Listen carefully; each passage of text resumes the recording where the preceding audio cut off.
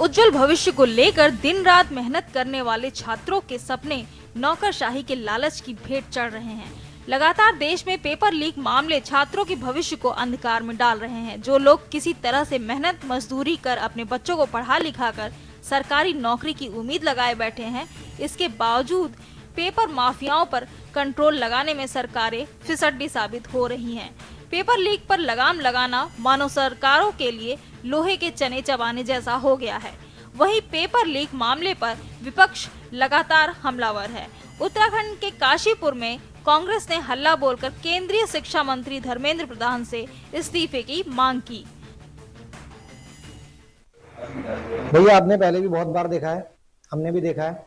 जैसे कि अभी नीट की परीक्षा का रिजल्ट आया है, उसमें बीजेपी की धांधली साफ नजर आई है। और पहले भी बहुत सारी भर्तियां इन्होंने इनके द्वारा भर्ती करने के बाद रद्द निरस्त कर दी गई।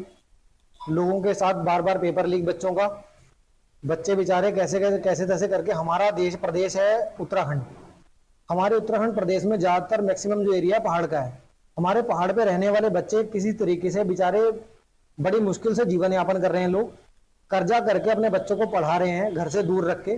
वो बेचारे बच्चे अपनी तैयारी करने के बाद कैसे तैसे करके बसों का किराया और रहना खाना, वो बेचारे बस स्टैंड में रात सोकर अपना समय व्यतीत करके पेपर देते हैं इस मंशा के साथ कि उनके परिवार से कोई एक सरकारी नौकरी मिल जाएगी तो उनका भविष्य सुधर जाएगा, उनके घर का भविष्य थोड़ा अच्छे रास्ते में पड़ जाएगा। मगर हमारी विफल ये भाजपा सरकार, ये चोरों की सरकार, बार बार घोटाले करना और ये भर्तियां निरस्त कर देना, पेपर लीक कर देना, इसके ऊपर इनसे कुछ कार्रवाई नहीं हो रही है। हम उसके लिए सीबीआई जांच चाहते हैं और बच्चों के उज्जवल भविष्य की कामना करते हैं। जब से सरकार केंद्र में बनी है तब से ही लगातार धांधली चल रही है। केवल शिक्षा को लेकर ही और गरीबी की तरफ हमारा देश जोड़ रहा है। और ऐसी हालात में, गरीबी की स्थिति में कि लोग अपने बच्चों को पढ़ा रहे हैं, कर्जा लेकर लोग कोचिंग करा रहे हैं अपने बच्चों को, उसके बावजूद पेपर हो जाता है नीट का पेपर होने के बाद उसको 32 लाख रुपए में बेचा जाता है। 32 लाख रुपए में सरकारी डॉक्टर बना रहे हैं। 6 लाख रुपए में ये 6 लाख रुपए में प्रोफेसर बना रहे हैं। यूजीसी नेट का पेपर हो गया, उसके बाद उसको स्थगित कर दिया गया। बच्चे तैयारी कर रहे हैं पढ़ाई की, उसको एग्जाम दे रहे हैं, उसको उन्हें पता चलता है कि पेपर ये स्थगित हो गया है। उसके दौरान उन बच्चों के मनोबल टूट जाता है। उनके माता पिता जो कर्ज लेकर के उनको कोचिंग करा रहे हैं, उनकी दिशा खराब हो जाती है, दुर्दशा हो जाती है। उसके बावजूद भी ये सरकारें बनी रहती है, इनके मंत्री पद पे रहते हैं। हम चाहते हैं कि ऐसी स्थिति में धर्मेंद्र प्रधान शिक्षा मंत्री को इस्तीफा दे देना चाहिए।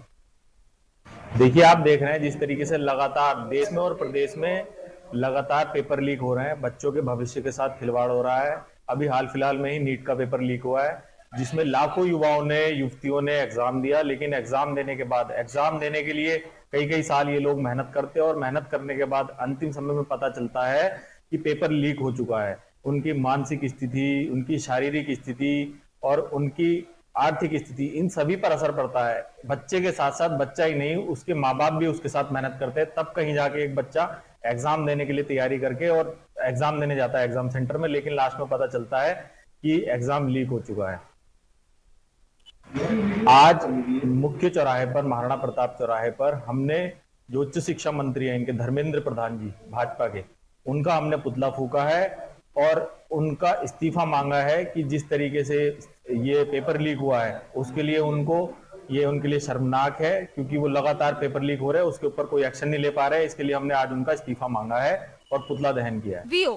जाहिर है कि उत्तराखंड में रोजगार को लेकर पलायन सबसे बड़ी समस्या है। ऐसे में पेपर लीक मामले में अब उत्तराखंड के लोगों के हौसले भी टूटते हुए दिखाई दे रहे हैं। उत्तराखंड में लोग कर्जा लेकर अपने बच्चों को पढ़ाई कराते हैं और पेपर ना छूट जाए इस चिंता के चलते रात में बस स्टैंड पर सोने के लिए भी मजबूर होते हैं। सरकारी नौकरी पाकर अपने परिवार को गरीबी के जबड़े से बाहर निकालेंगे के सपनों को सरकार की लापरवाही और नौकरशाही की लालची मंशा बर्बाद कर रही है। पेपर लीक मामलों में जहां अभ्यर्थी परेशान हैं, तो वहीं कांग्रेस ने भारतीय जनता पार्टी की मंशा पर सवाल किए हैं। ऐसे में देखने वाली बात ये होगी कि कड़े सजा प्राविधानों में से मोदी सरकार पेपर लीक मामलों पर लगाम लगाने में कितना सफल रहती है। स्पेशल डेस्क के न्यूज़ इंडिया।